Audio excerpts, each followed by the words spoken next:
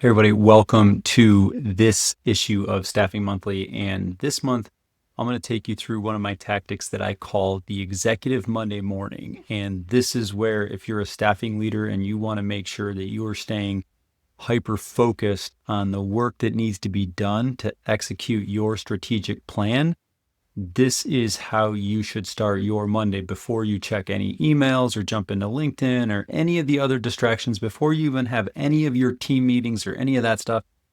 You have to take a look at what is going on with your company and how things are tracking as it relates to your goals. Take a look at your benchmarks, all of that kind of stuff. Make sure your KPIs are tracking to get a sense of where you're at so you can be more educated when you go into your team meetings, so you can actually start to focus on the areas that need your attention when it needs your attention. So this is what I do. The first thing I want to look at any given week, and I call it the Monday morning, but this is just a great way to start the week, is I take a look at my dashboard. The first thing I want to know, just right out of the gate, how am I comparing against the year, right? And in this scenario here, we're about neck and neck. It's 46%. The year completed, we're about 46% towards our goal. That is a good thing. That means that we're pretty much right on trend with our forecast. And as I start to look into my 4 key areas that drive my financial metrics, my billing, my payroll, gross margin or profit, and my headcount, I'm starting to see that it does look like, as I sit here right now, that I am on track to exceed my annual target by a little bit, right? If we're looking at a branch that has a yearly goal of 6.1 million or just under 6.2 million, based on the year-to-date performance, this branch is on track to do about 6.3 or slightly beat the revenue, which is great. And that's derived because we're on track to slightly beat the payroll, which is excellent. What's most important is how are we tracking with gross margin? Because as you know, revenue is a vanity metric, margin is a sanity metric. And here we see that our gap is actually bigger. We're actually forecasted to exceed our target, our strategic target by a greater percentage than our even billing and payroll. And that's typically indicative of, better markups, better margins, maybe better reduced costs in the areas of workers' compensation or unemployment, things like that, which is great if you're doing redeployment of your temporary employees or contractors or things of that nature. You're taking on less risky business.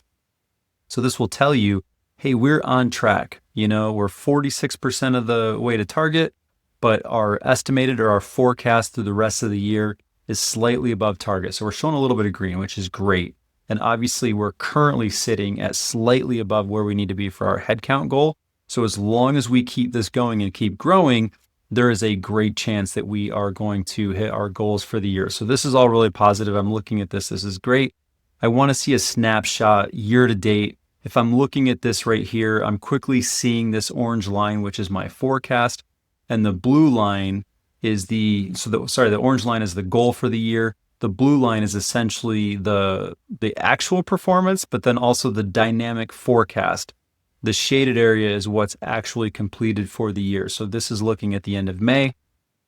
How have we done? We've tracked a little bit ahead of our forecast, which you can see adjustments for seasonality and 5-week months. But you can see that while we started the year out strong and we crushed Q1, we sort of fell off. And in the first 2 months of Q2, you can see that we're actually trending under our goal. So any gains that we might have made in Q1, we're starting to erase those, or those gains are being eroded by poor performance here. So it's concerning. If I'm looking at this, I'm like, okay, this, if I were to pull a backward looking report, I would think everything is rosy. But once I start to look at this data and see how it forecasts out dynamically through the rest of the year, it lets me know that, these bits of green up here, they might actually be eroded. We might not be enough cushion. So it looks like things might pick up as we get into Q3 and Q4 based on the data. But it's something that's worth looking into. And I can see if it's a billing trend, payroll, or even in margin, which looks like we're going to finish out, more, ahead of our goal. Over here, I just take a quick hit. This is going to let me know for this period of time, the first 46 weeks of the year, Staffing Dashboard plots out the path that I need to be on. This is just letting me know, am I averaging higher or lower than what I should be for that period of time. So this lets me know that my bill rate, my average weekly pay, average margin, all of those things are above where they need to be. However, my average hours, my average headcount per week, my average clients per week, those are slightly lower. And when I'm looking at that, yes, these are financially positive, but these will spell demise. If you do not stay above average on your headcount or your clients or your hours, eventually you will plateau. So this tells me there's something I need to look into. And this is where I would move over to my KPI, analysis and be looking at my key metrics, my benchmarks. So as you can see right here, this is a mixed bag. A lot of red, not great. There are some green things that we can celebrate here, but if I'm looking at this and I'm a leader and I only have a limited amount of time, maybe I've got 15 minutes to prepare for a team meeting where I have to give very specific directive to make sure my team is all rowing in the right direction, I'm going to take a look at this and say, okay, what needs my attention? I'm drawing here, my billing is not where it needs to be. Okay, that's a problem. I do see this little up arrow indicating that we are growing, but it's still not where it needs to be. My pay, okay, last week, not where it needed to be. I'm still slightly increasing year to date, so I've got a little bit of momentum, but it's just not where it needs to be. So this indicates it might be plateauing, although my margin is up. My margin is higher than where it needs to be, which is a great thing that typically leads to more favorable markups or, again, better, less risky business, lower workers' compensation costs or lower, unemployment costs, which could, speak to your redeployment strategy. So this is a good thing. This is actually keeping things on track. Headcount, not where it needs to be, only marginal improvement, probably not enough to make up this gap of 6 headcount. So this lets you know, okay, there's a problem here. We need to get more people out working. There's something I need to look into. And I'll share with you how I analyze this in a second. Clients, obviously we're 4 short.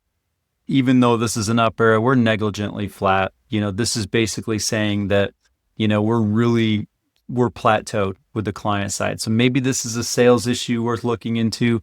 However, when I start to look at the markup, we're 2 points higher than we should be, and we're starting to increase.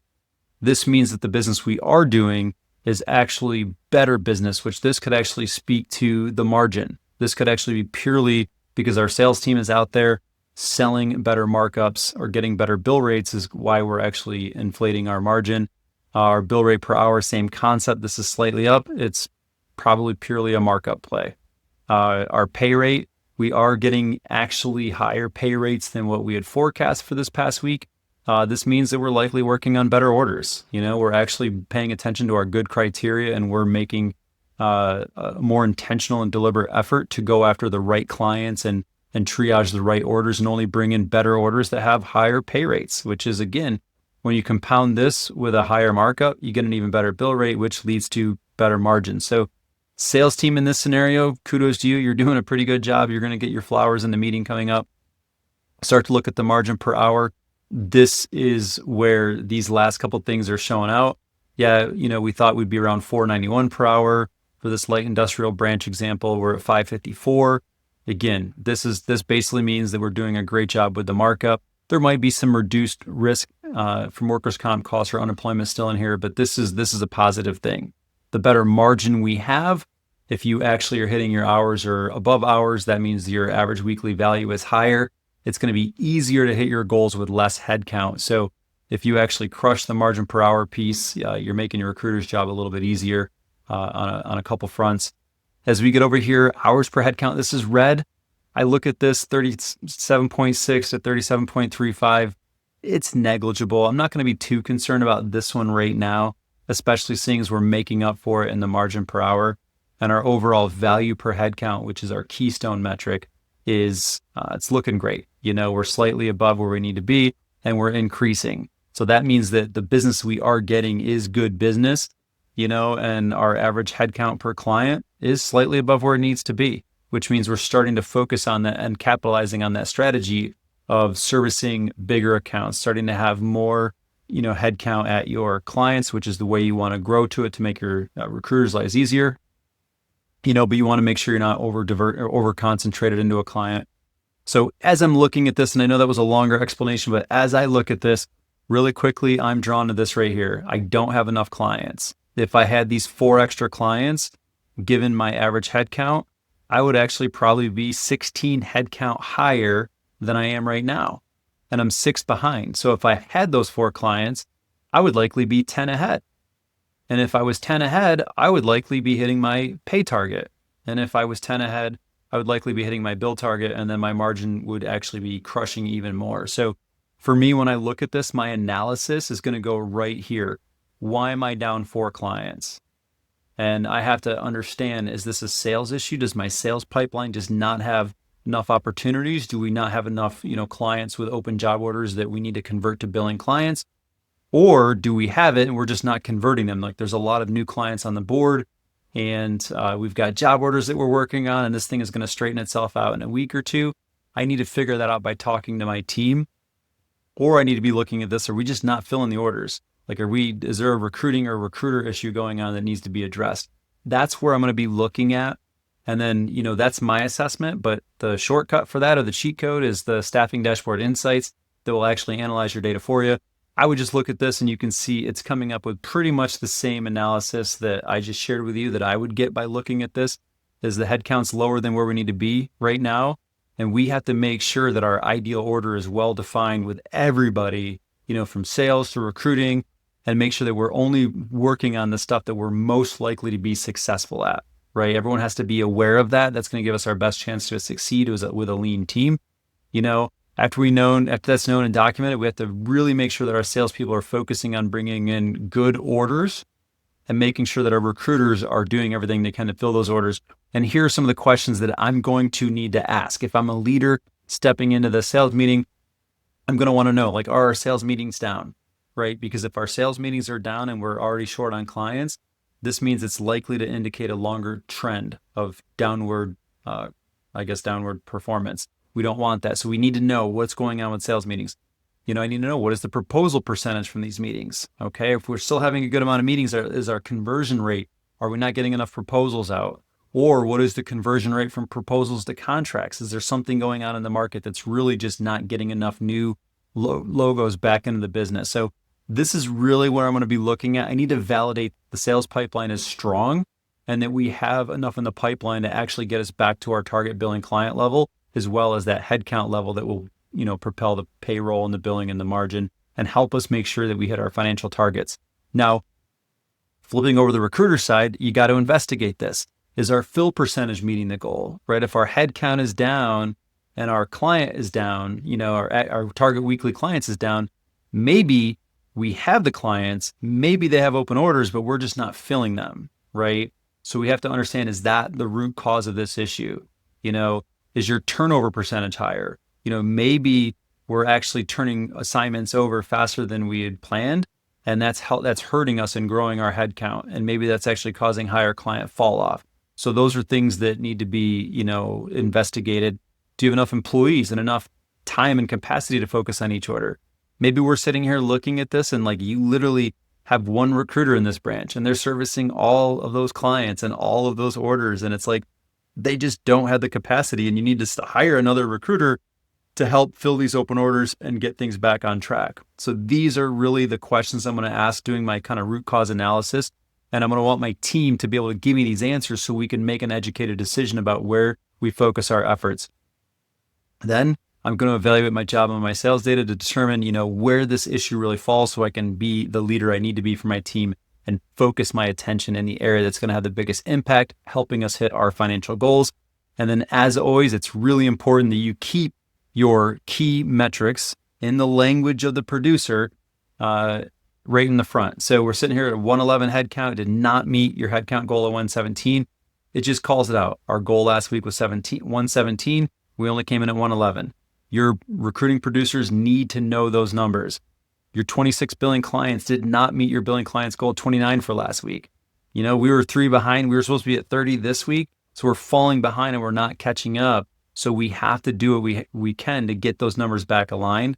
And it just tells you, hey, your headcount goal is 117 and your billing clients goal is 29 for this week. Make sure to keep those goals in mind. So that's just letting you know what is the work that needs to get done to get you back on track, where you need to go to. So this is really the cheat code of insights from Staffing Dashboard that will help make sure that we're staying on track. And that's essentially the executive Monday morning. You get in, you look at your data, you find out the areas that need the most attention that might prevent you from hitting your goals. You do a quick deep dive to see what are the root cause analysis questions that you need to figure out. So you can go get that information from your team, the people on the front lines, and then you workshop it with them to make sure you have, a good plan with the right decisions. So everyone is moving in the right direction, helping you stay on track with hitting your goals. I hope you found this helpful. I would love to hear your comments. If you've got further questions about this or the tool staffing dashboard, just reach out to me. I would be thrilled to show it to you.